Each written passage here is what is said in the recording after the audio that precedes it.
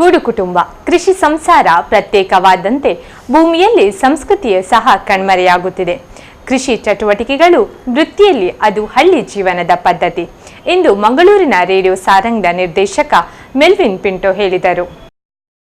ಪಾವಂಜೆಯ ಅಗೋಳಿ ಮಂಜಣ್ಣ ಜಾನಪದ ಕೇಂದ್ರ, ದಕ್ಷಿಣ ಕನ್ನಡ ಜಿಲ್ಲಾ Bharat scout and guides, Haleyangadi Lions ಮತ್ತು ಲಿಯೋನ್ಸ್ ಕ್ಲಬ್ ಹಾಗೂ ಮುಲ್ಕಿ ವಲಯ ಪತ್ರಕರ್ತರ ಸಮೂಹದ ಸಂಯುಕ್ತ ಆಶ್ರಯದಲ್ಲಿ ಪಾವಂಜೆ ನದಿಯ ತಟದಲ್ಲಿ ರಾಮಪ್ಪ ಪೂಜಾರಿ ಕಟ್ಟಪುಣ್ಯ ನಿನಾದ ರಂಗಮಂದಿರದ ಆವರಣದಲ್ಲಿ ಭತ್ತ ಸುತ್ತು ಕಾರ್ಯಕ್ರಮ ನಡೆಯಿತು.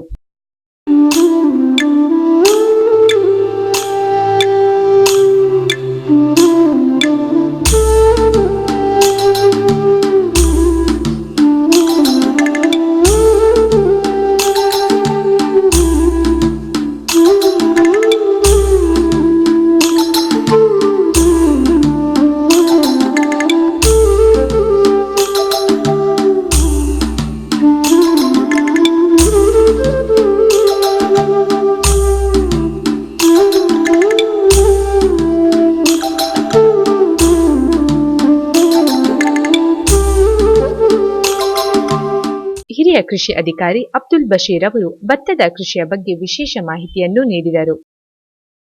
ಅಥವಾ ಇವತ್ತು ಸೇರು ಅಥವಾ ಪಾವು ಅಂತ ನಾವು ಹೇಳ್ತೇವೆ, ಅದನ್ನ ಹೆಚ್ಚಾಗಿ ಇವತ್ತಿನ ದಿವಸ ಯಾರು ಬಳಸುವುದಿಲ್ಲ.